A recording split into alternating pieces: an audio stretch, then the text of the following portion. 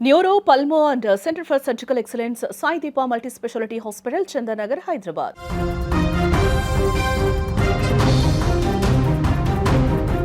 రాజమండ్రి కల్తీ పాల ఘటనపైన CM Chandrababu serious అయ్యారు. నిందితులపైన కఠిన చర్యలు తీసుకుంటామని హెచ్చరించారు. కల్తీ పాలు తాగి 4 ప్రాణాలు కోల్పోవడం పైన సీఎం చంద్రబాబు విచారణ వ్యక్తం చేశారు. బాధితులకు మెరుగైనటువంటి వైద్యం అందించాలని, ల్యాబ్ రిపోర్టుల తర్వాత నిందితులపైన కఠిన చర్యలు తీసుకోవాలని కూడా ఆదేశాలు జారీ చేశారు. రాజమండ్రిలోని చౌడేశ్వరి నగర్, స్వరూప్ నగర్, లాలా చెరువు ప్రాంతాలలో కల్తీ పాలు సేవించడం వల్లే ఈ విషాదం చోటు చేసుకుంది. ఈ ఘటనలో ఇప్పటి వరకు 4 మరణించగా 13 మందికి పైగా ఆసుపత్రుల్లో చికిత్స పొందుతున్నారు. బాధితుల్లో చాలామంది కిడ్నీలు పూర్తిగా పనిచేయకపోవడంతో బాధపడుతున్నట్లుగా వైద్యులు ప్రాథమికంగా గుర్తించారు. వీరిలో కొందరి పరిస్థితి విషమంగా ఉన్నట్లు సమాచారం. ఈ ఘటనపైన కేసు నమోదు చేసిన పోలీసులు పాలు సరఫరా చేసిన కోరుకొండ మండలానికి చెందిన గణేష్ అనే విక్రేతను అదుపులోకి తీసుకుని విచారిస్తున్నారు.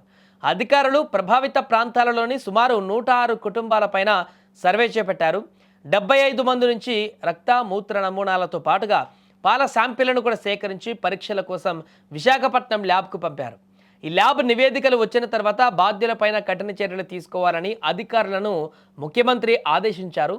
దీంతో ఇక ఈ ఘటనలో ఎవరు బాధ్యులైనా కూడా వదిలిపెట్టేది లేదనేటువంటి సంకేతాలు అయితే ముఖ్యమంత్రి ఇచ్చినట్టుగా మనకు కనపడుతుంది. పాల కల్తీ విషయానికి సంబంధించినటువంటి ఘటనలు ఇప్పటికే 4 చనిపోయినటువంటి విషాదం నెలకొంది అక్కడ. మిగతా వారి పరిస్థితి కూడా ఆందోళనకరంగా ఉంది. వారికి చికిత్స కొనసాగుతుంది ఆసుపత్రుల్లో.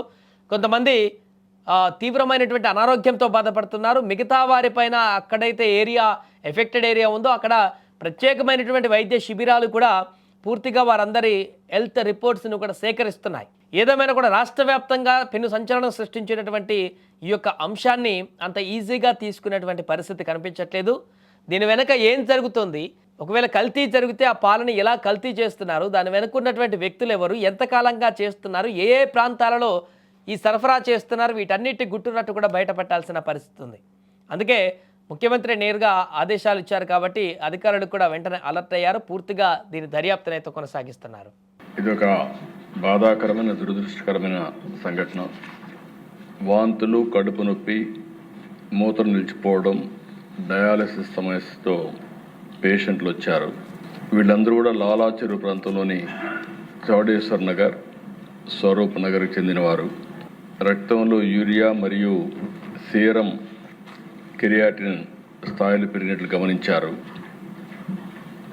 ఇమ్మీడియట్గా ఆ నమూనాలని తీసుకుని ఎక్కడి నుంచి వస్తుంది, సోర్స్ ఏంటి, అన్ని విధాలు కూడా ఎంక్వైరీ చేస్తున్నారు. ఇది ఒకసారి చూస్తే దిశ కోరుకొండ మండలం, నర్సాపురం గ్రామం, వరలక్ష్మి మిల్క్ డైరీ. ఒక 106 మందికి మిల్క్ సరఫరా చేయడం, ఆ మిల్క్ని, ఆ డైరీ నుంచి వచ్చే మిల్క్ దీనికి కారణమని ప్రాథమికంగా నిర్ధారించారు. దీనివల్ల ఇప్పటికే 4 చనిపోయారు, 8 మంది హాస్పిటల్లో ఉన్నారు, ఇంకా 2 వెంటిలేటర్ పైన ఉన్నారు. ఇవన్నీ కూడా ఎప్పటికప్పుడు మానిటర్ చేస్తూ వీళ్ళు కూడా చనిపోయిన వాళ్ళని చూస్తే 3 అయితే 70 years అబవ్ ఉన్నారు.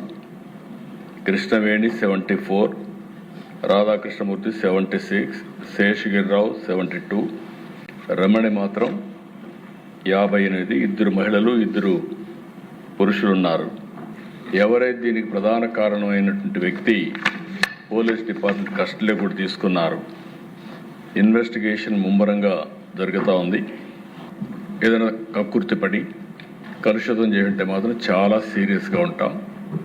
ఒకవేళ ఏం జరిగిందో మొత్తం ఎస్టాబ్లిష్ చేసి దోషులపైన కఠినమైన చర్య తీసుకుంటాం.